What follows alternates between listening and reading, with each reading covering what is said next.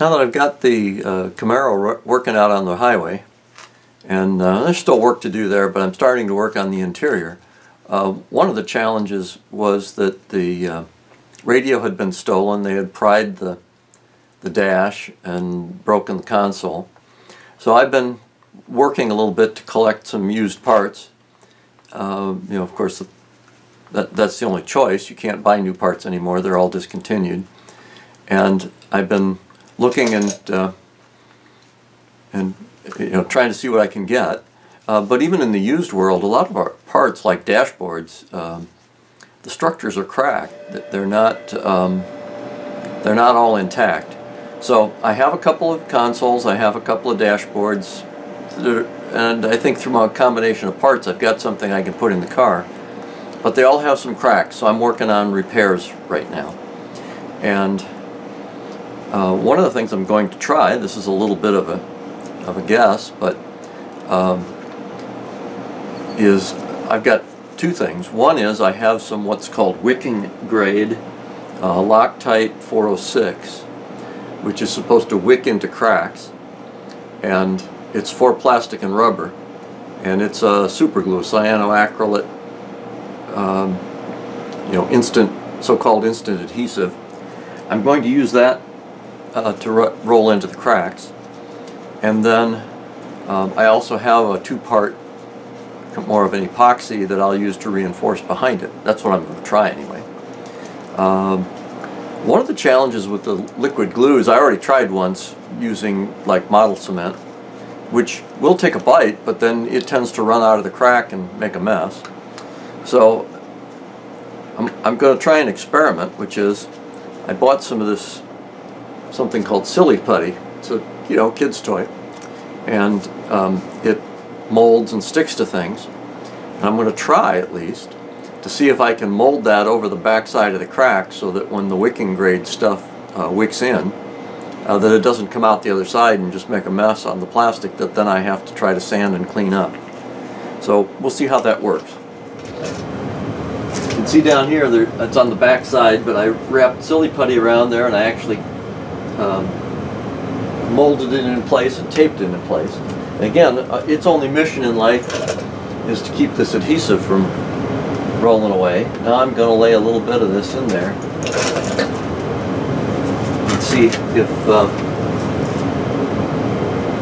if this wicking grade stuff will work. A few drops of it in there that is just running down the back to the bottom. I'll come back in a little bit and we'll let that set up and see how it does. Now let's see what we get here as we peel off the tape. See if the see if this worked. Oh, actually, it doesn't look bad at all. Maybe that's a good way to go at it. Let's see if I can get the light right on here, because the crack was right there, is right there, and it looks like there's a slight, you know, you can see the edge of the crack in there, but a good start. Alright, on to the next one. So for my second try, there's a crack that runs right down along the back here and starts to cut across here. It was cracked, I think, when they shipped it, and I have it set so it's pressed together.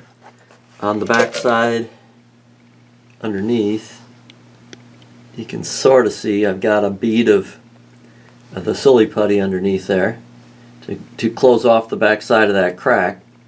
I think I have it pretty well covered. So I'm going to spread some of this, some of the 406 on the on this back side, let it seep in, and see if I can get a bond. So here's my second instrument panel. It also had cracks in it in different spots, some in similar places and some in different. So this one's a little tougher to get the cracks together, so I got two ratchet straps. They're not extremely tight, they're just a little tension. And then there's some string, and there's duct tape. just trying to pull everything together. And the first one I'm going to attack, you can see right there, is the silly putty. It isn't the length of the whole crack. It goes further than the actual crack, but the crack runs from about here up to here, and then it goes on further. This one I have pulled together. That's behind the silly putty, and I'm going to apply the wicking glue on the back side of it, and let it set up, and then I'll try to attack the top one separately once the first one's done. I'll also note that I found another crack on the first one that I was working on, so you can see another section there, and I applied the glue down the back side. And it looks like the silly putty wasn't perfect. I don't know, the glue bled out underneath it, so I guess I'm going to have to peel this off and see what I got. I'm not sure how I'm going to get that off of there, so that was a mistake, I guess.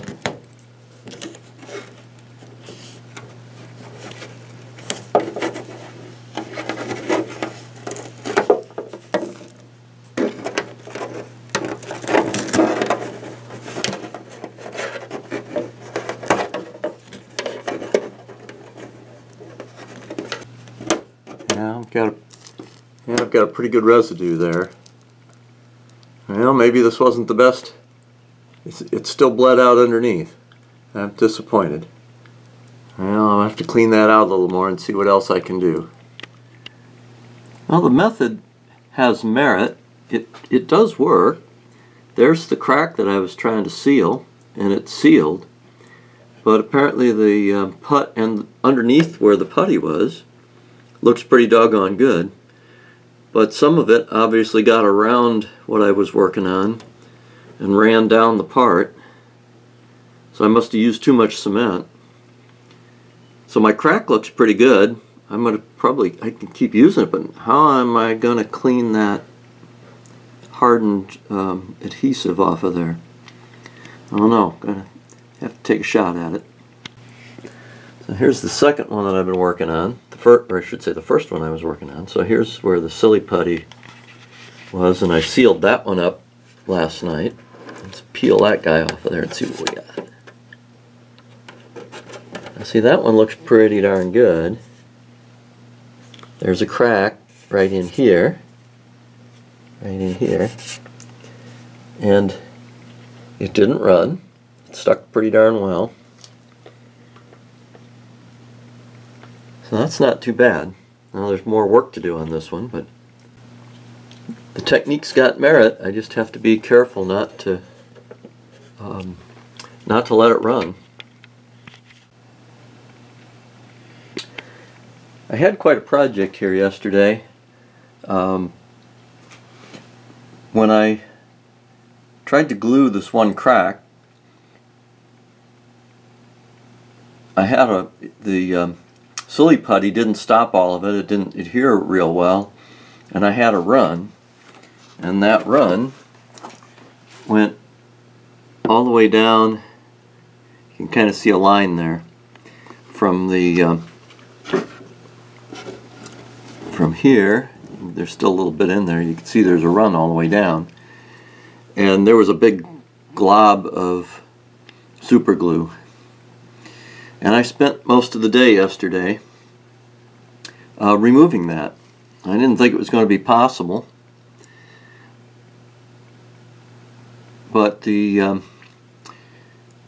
online you could look up. I went to Loctite, and they said use hot soapy water and let it soak for a few hours. That didn't work. I tried mineral oil, vegetable oil, soaking for a number of hours. What finally actually took a bite out of it without hurting the plastic, as far as I can tell, is this Orange Clean degreaser. over a period of hours, soaking and soaking and soaking and keeping it wet, I was able to get in there and pry that off with a get the plastic off using a fingernail. I also have a plastic putty scraper. I used that a little bit, but it really didn't do a lot. Frankly, fingernail was a better choice. So it's still not perfect. There's a visible line there where it used to be. Perhaps I'll have to touch-up paint it, or perhaps it's not too bad and it'll survive. Just a lesson that as I keep doing this, I really need to watch and catch that run happened and sat overnight, and I found it in the morning, which gave the glue a chance to dry. Alright, going to try repairing this one more time. This is the one where the glue leaked out under the putty. So here's I've got the putty in here. I've worked it into the corners nice and tight, made sure that the surface was clean so that it hopefully sticks fairly well. I'm sure it probably won't be perfect, but I'm still trying to use that to mask it off. The string wasn't doing a very good job, so I replaced that with a nylon tie, zip tie, and that seems to be holding the crack together better.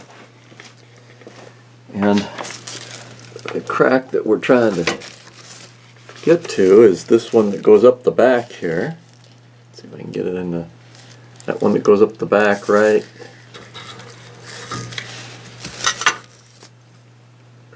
in here. And I'm going to get the super glue and apply some to that seam, and we'll see how that does.